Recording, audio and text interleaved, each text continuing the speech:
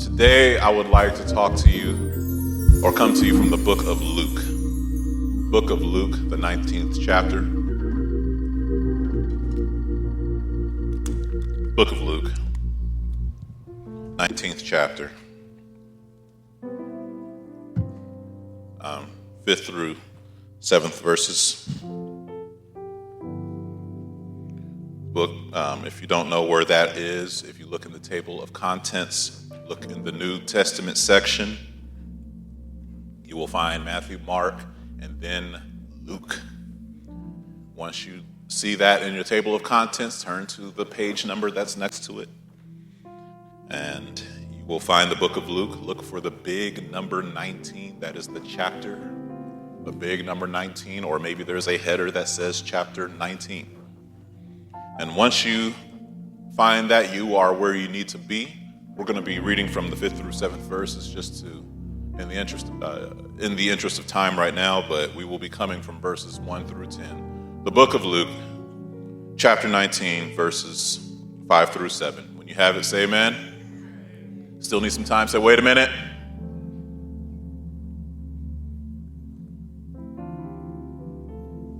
All right, well, in the book, I will be again reading from the book of Luke, the 19th chapter, the 5th through 7th verses. And I'm going to read this out of the Christian Standard Bible version, whether you are here today or you are online, listening on the phone, however you're listening. You can follow along in your version as well. I will be coming out of the Christian Standard Bible version, the book of Luke, 19th chapter, 5th through 7th verses. And they read as follows. It says, when Jesus came to the place, he looked up and said to him, Zacchaeus, hurry and come down, because today it is necessary for me to stay at your house. So he quickly came down and welcomed him joyfully. Verse 7, all who saw it began to complain. He's gone to stay with a sinful man. The title of this sermon is as follows: Jesus could have stayed somewhere else. Jesus could have stayed somewhere else.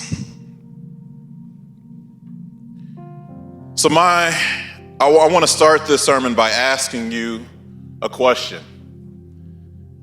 How many of you like paying taxes?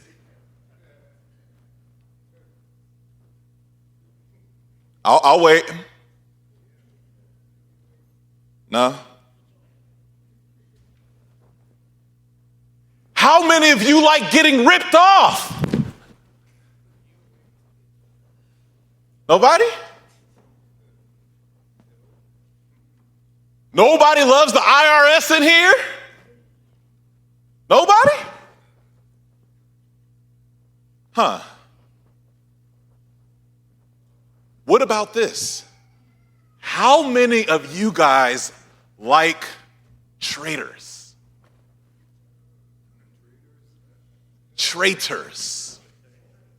People who turn on you. No. You know, some people are saying a day trader. We're not talking about day traders. We're talking about traitors.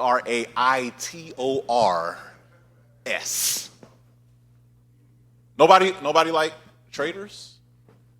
Nobody likes getting ripped off? Nobody likes paying more taxes than they should? I mean, it's tax season, right? Nobody likes sellouts?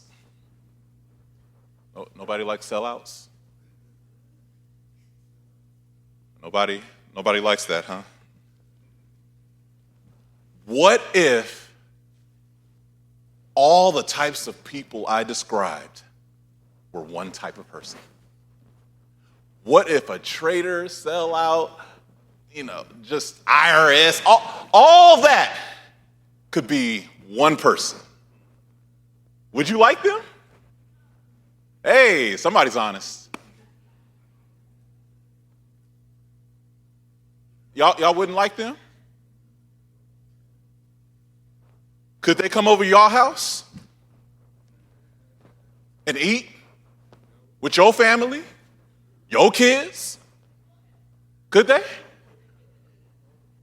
Nobody?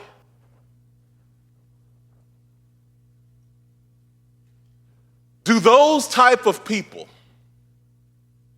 who want to scam you out your money, people who act official and then come and they use their authority and power to take advantage of you, should those types of people get punished? Oh, we in church, so never mind. I don't know about you, but if I was as honest as some of us in here, I would say those people got something coming to them. I don't know if you've ever been stolen from. I don't know if you've ever been scammed. But when you realize that your hard-earned money that you woke up and went to work for, your money, just gets taken away because somebody got power and tricks. I mean, I don't know if that's ever actually happened to you.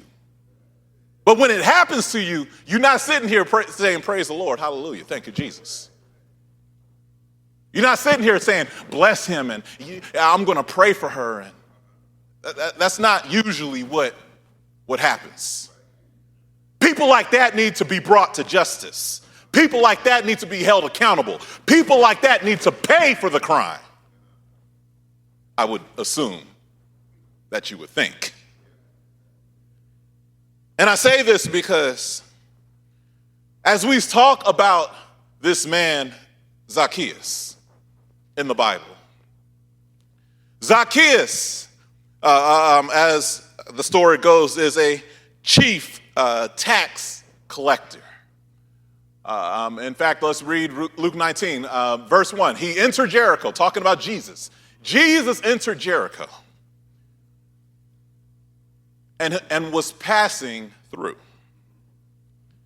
And then it says, verse 2, there was a man named Zacchaeus who was a chief tax collector. And he was rich. Oh, Lord. So Zacchaeus works for the IRS. But it's not just any IRS. He is a Jewish man working for the Roman IRS. Now understand, Jews in that day already hated the Romans, already hated them. They couldn't stand them. They just, not respective of culture, taking over things, instituting extra policies. And then on top of that, they added all these taxes because they have such a big old empire and they need everybody to pay for it. So you're already paying a lot. So one of the things the Romans do is they have their IRS agents, which we call tax collectors. No fault to IRS agents today if you are here or you're online. God bless you. I understand you have a job to do. But the thing about being an IRS agent in the United States is that it's regulated. And in the Roman Empire, all the Romans wanted was their money. They didn't care about how fairly they got it. All they cared about was that you pay up. And so what you would do is you would have IRS agents from the Roman government come through and start collecting things. Now, it would be wonderful if all the tax collectors and IRS agents were honest.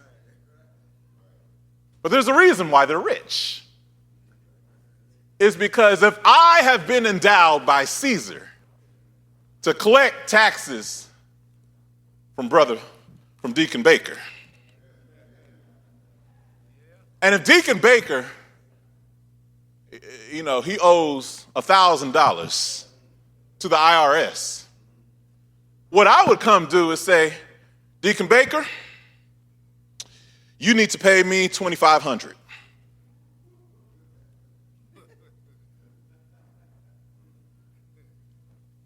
That's what would happen. And he can't tell me no, he can't appeal to Caesar, he can't do none of that. He has to pay me that $2,500. Because if Deacon Baker does not pay me that $2,500, I got some guards with me that's gonna take him out, shake him down, and then we're gonna pilfer the house and we're gonna go through and get what we need to get. And then after that, then I'm gonna throw him in jail. Then I'm gonna charge him some more money for the inconvenience.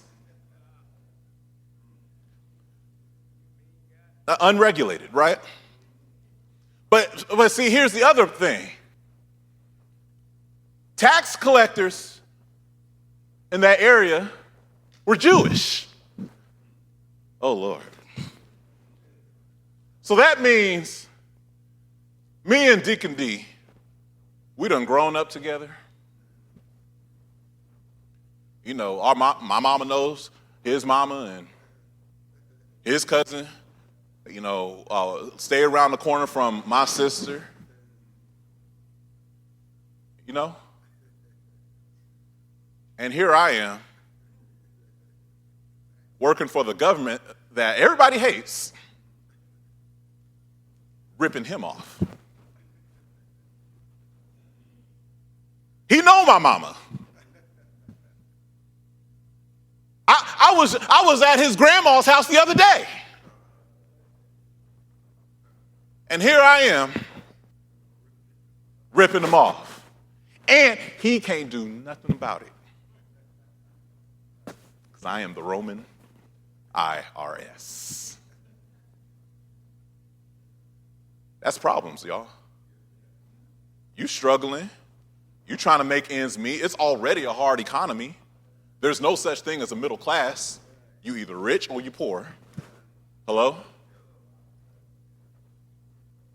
And here I am, one of the rich, getting richer while I'm making the poor poorer. I'm a complete sellout, complete traitor. And so we're talking about Zacchaeus. It says he's a what? Chief tax collector. So that means Zacchaeus ain't the dude going to each house in LA collecting the money. Zacchaeus is in charge of all of the agents in LA County. Oh, he a big dog. He making real money. And everybody know who he is. And everybody hates him. Because he is literally the reason why you are poor. He is literally the reason why you can't feed your family. He is literally the reason why your brother's in jail, because he didn't have enough to pay. Or why your sister's all the way in the back, because he wanted more than she was supposed to give. He is literally the reason why your family's hurting. He is himself, Zacchaeus, chief. And he knows you can't do nothing about it. You can't bring up no court case. You can't write a letter. You cannot petition. You can't do that. Untouchable. So there's a man named Zacchaeus who's a chief tax collector, and he was rich. Yeah, duh. Now, for some reason, here he is, verse 3. He was trying to see who Jesus was, but he was not able because of the crowd, since he was a short man. I am too tall to be making short jokes, so I will let you have it. But he's a short man, so he can't see. Now, for me, there's a little thing here that he's trying to see who Jesus was, but he was not able to because of the crowd. So, I mean, y'all know who Jeff Bezos is, right? Amazon, head guy in Amazon, right? When's the last time y'all seen him in a crowd? Y'all never seen Jeff Bezos in a crowd?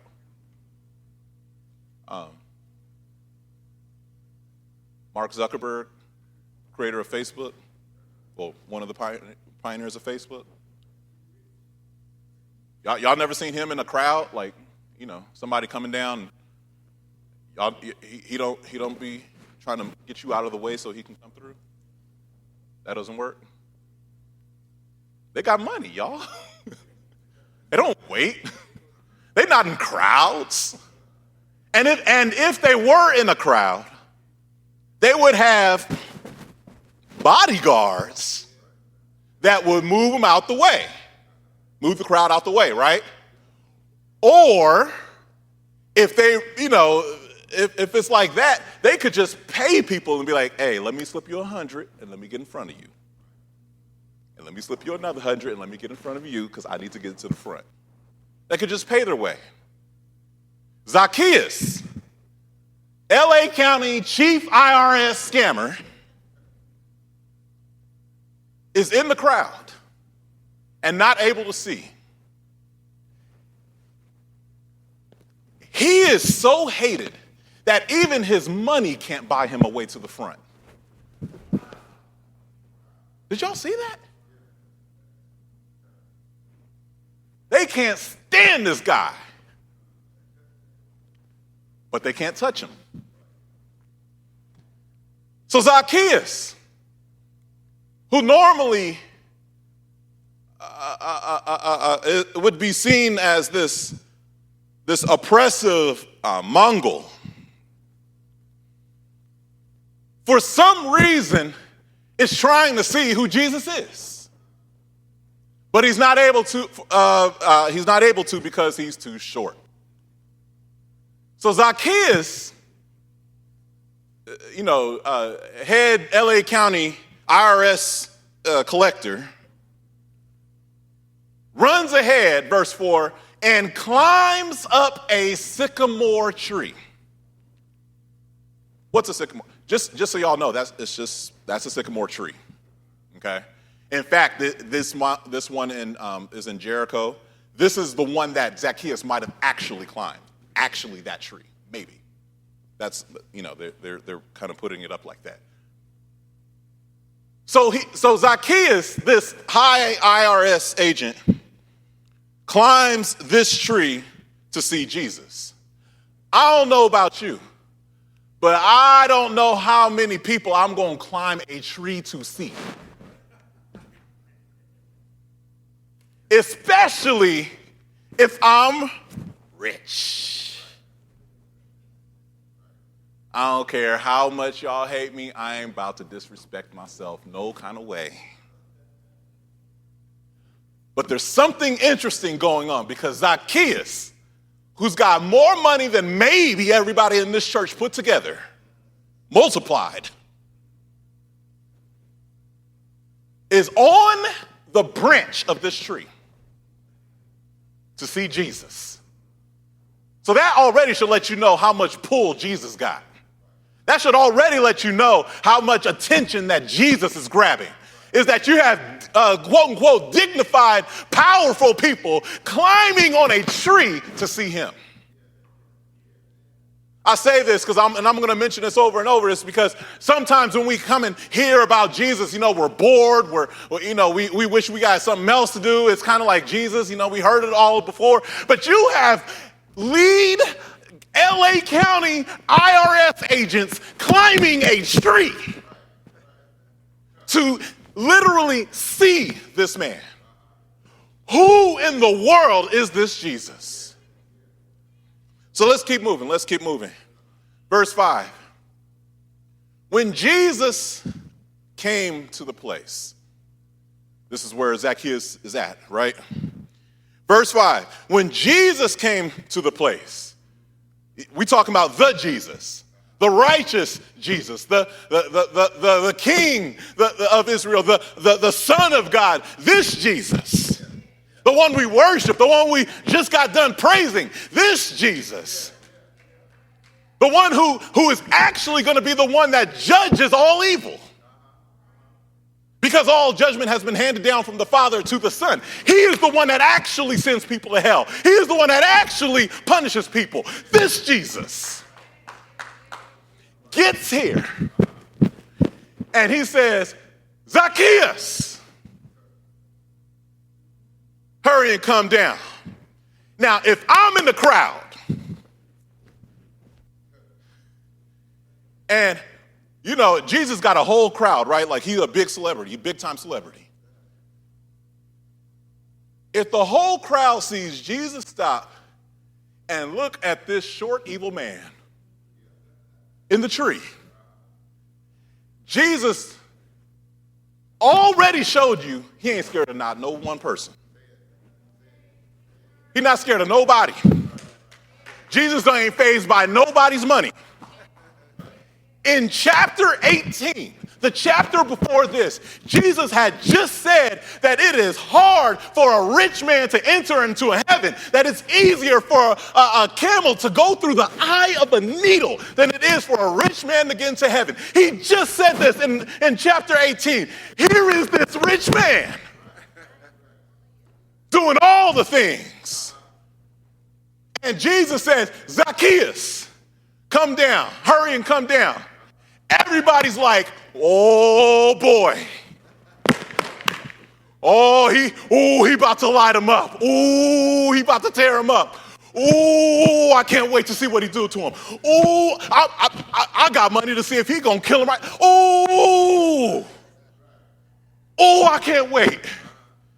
Ooh, I can't wait to see Zacchaeus get told off. Oh, everything, all that ripping off, all the things that he done did to my mom and my dad, everything. Oh, I can't wait. I cannot wait for Jesus to rip this guy to shreds because he's been looking for it and asking for it for a long time. And he's about to do it in public. Let's go. Jesus says, Zacchaeus, hurry and come down, because today it is necessary for me to stay at your house.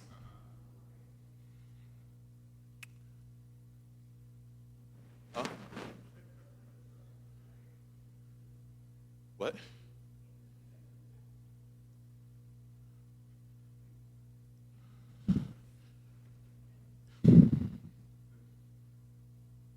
Really? Verse 6. So he quickly came down, Zacchaeus quickly came down and welcomed him joyfully. Verse 7. All who saw it, everybody in that crowd, everybody that done got ripped off, mom, dad, brother, sister in jail,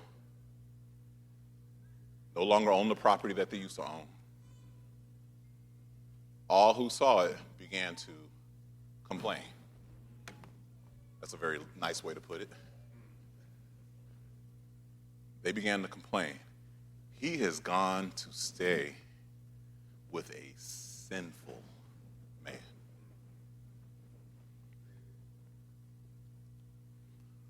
I'm going to just try to be as honest as I can be. I mean, raise your hand if you would like to host Jesus at your house. Would you guys like Jesus to come over your house? Right? I mean, I think people would want Jesus to come over their house, right? I know I want him over mine. May not be the cleanest right now, but I'll make it work.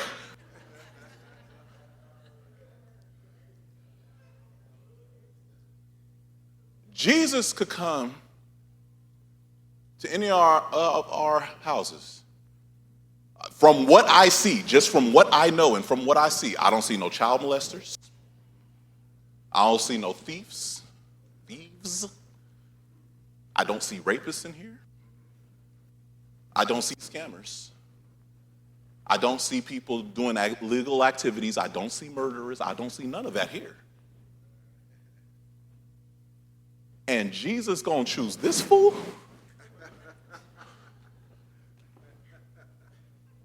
Maybe we don't have the spread that he has, but some of us got an extra room, right? And if Jesus is coming through, Jesus, you can take my room. I'll clean it up right now. I mean, you can come over my house, but you gonna stay over this fool house? Yeah, I said fool. Huh? Jesus, you could have stayed somewhere else. You have options. You got a whole crowd that's loving you and praising you and giving you glory and honor, and you're gonna choose this guy? Him? Of all people? You know, for some of us, it would be a shocker if Jesus comes down and we're all praising him and giving him glory. And then he decides, you know what? Tonight, I'm going to stay at Epstein Island. Yeah, not so funny no more, huh?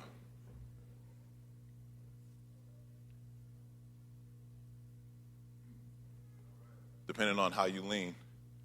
Oh, I'm going to stay with the Obamas tonight. For some people. What? For some people, is Jesus says, you know what? I'm going to stay at the Mar-a-Lago.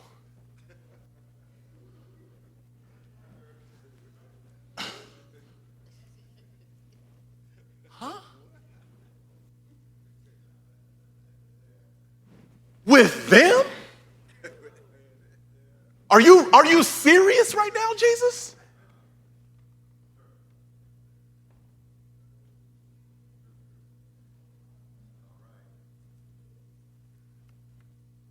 Some of y'all like end this sermon. It's not fun no more. Verse 8. In the midst of all this criticism, which, by the way, they're not being silent. They're saying it out loud. Zacchaeus is there hearing all this. Y'all know this. You know, when people really don't respect you, they don't have to hide nothing from you. They just say what they think about you straight to your face. But you guys have had wonderful, loving relationships, so I understand. Okay. Sometimes when people don't like you, they will tell you. And they don't care what you do or how you feel. Zacchaeus is hearing all this. Verse 8, and it says, but Zacchaeus stood there. He stood there. Didn't leave. Didn't feel ashamed, but he stood there and said to the Lord, look, I'll give half of my possessions to the poor, Lord. I'll give half. Some of us don't even tithe 1%. And this crooked IRS chief is willing to give half. Not just in what his bank account, not just on what's in his wallet. He's willing to give half of everything he owns. That's 50%. And if I have extorted anything from anyone, if I have cheated anybody, I will pay back 4 times as much. We're talking about a man who made his money cheating people. He has already said he's going to give half of what he's got back to the poor. And if he has extorted, if he's cheated, if he's scammed anything from anybody, he is going to pay 4 times as much. I don't know about you, but when I do the numbers in my head, Zacchaeus just bankrupted himself. Hello? He just gave up. In fact, if we're doing the numbers, he might owe people after this is done. Big baller shot collar might owe people now because of what he said. But that doesn't matter because Zacchaeus is standing before the Lord Jesus Christ. And what he has found is more important and worth more than everything that he possibly could have wanted in this world. And so Jesus, in response, says something even more scandalous. It's already scandalous enough that Jesus is staying at his house. It's already scandalous enough that he has that Zacchaeus has the audacity to think that he can get his forgiveness and say sorry by giving the money that he shouldn't have had anyway back. It's already audacious. But then Jesus says something, verse 9, today salvation has come to this house. What? Y'all want to know the worst part of it? This is what Jesus told him. Because he too, look, is a son of Abraham. No, he didn't. No, he didn't. No, he didn't. No, Jesus didn't. This dude traded, he's been a trader. He worked for the Roman government. He one of them. He done sold out people he grew up with and played with and went to school with. He done sold these people out. He done sold communities out that he lived in. And you gonna tell him that he one of us? Nah. No.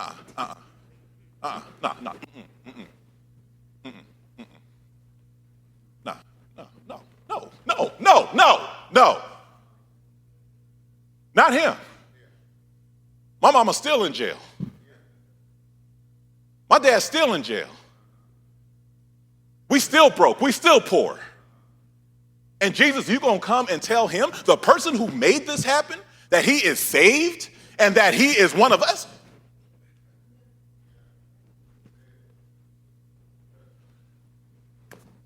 When you look at the Gospels, if you understand what's going on, you realize you cannot be neutral about Jesus.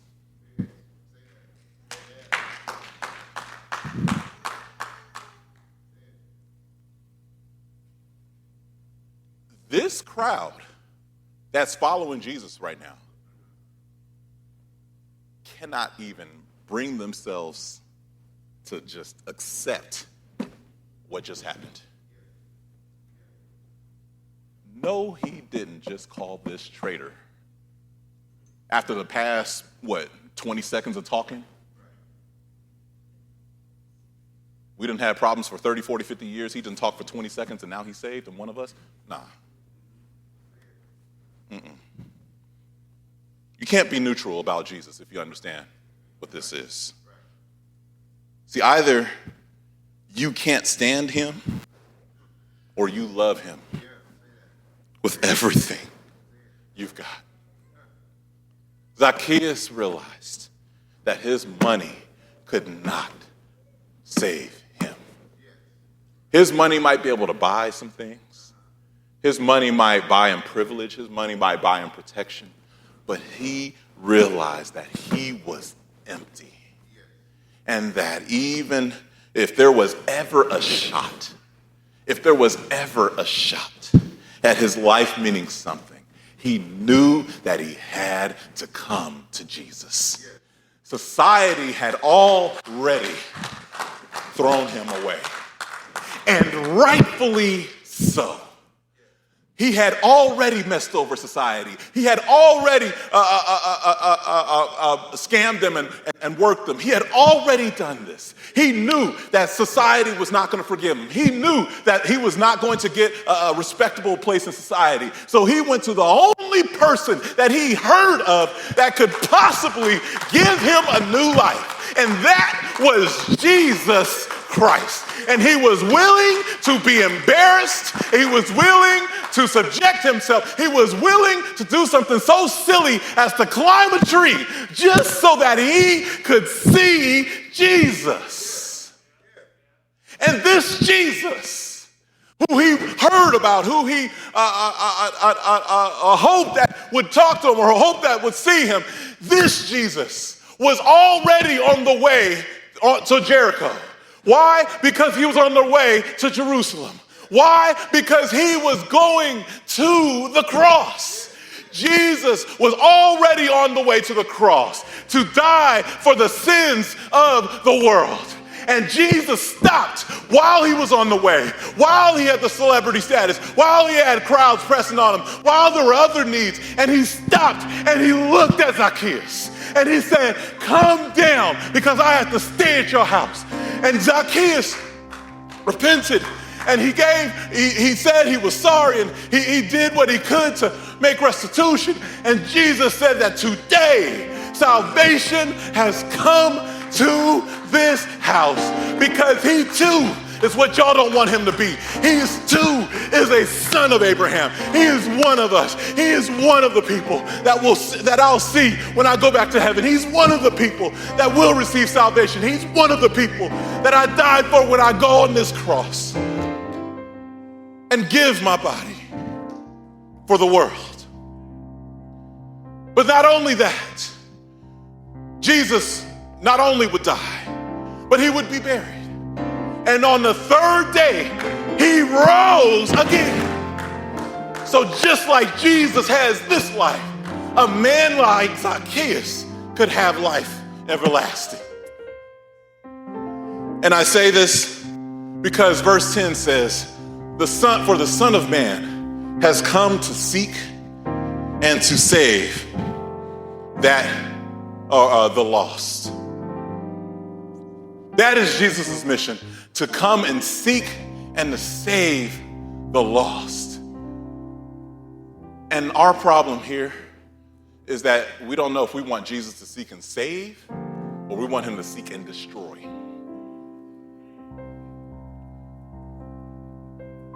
Where are you on that spectrum? When you hear of these famous celebrities, these famous people that have done the most despicable things, do you want Jesus to seek and save, or do you want Jesus to seek and destroy?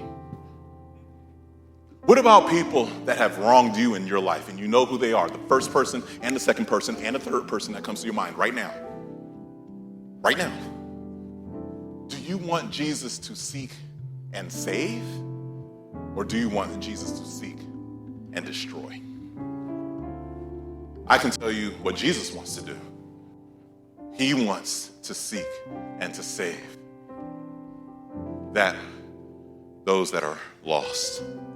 I'm so glad that he came to seek and to save me, because I know me better than y'all know me.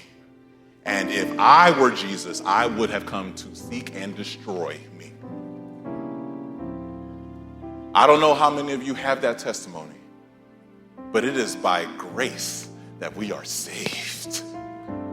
And it is not that of ourselves. It is the gift of God, so that no one can boast. I cannot tell you that I was good enough. I cannot tell you that I went to church enough. I cannot tell you I memorized enough Bible scriptures. I cannot tell you that I dressed up enough on a Sunday. I cannot tell you that I spoke well enough, that I didn't curse enough, that I didn't steal or whatever. I can't tell you these things because I know me and I know what I did, and God should have destroyed me. He could have. But Jesus, instead of getting rid of me like I would have, he chose to stay with me, even though Jesus could have stayed somewhere else. He chose to do this. He chose out of his own grace and mercy to do this. And so I'm going to leave you with this. Yes, Jesus could have stayed somewhere else. He could have stayed somewhere else. But the key word is could have. The key word is could have. There's love in the could have. There's grace in the could have. There's mercy in the could have. We talk about testimonies. Some of us say that we could have been dead and gone, but Jesus kept us. We could have been on the street, but yet Jesus kept us. We could have been locked up, but Jesus kept us. We could have not survived our situation, but Jesus kept us. We could have been wild. We could have been out in the world. We could have been angry. We could have been depressed. We could have been. But Jesus stepped in for a wretch like me. Jesus could have stayed somewhere else. He didn't have to come to you. He didn't have to abide with you. He didn't have to do this for you. He could have stayed somewhere else. But the key word is could have.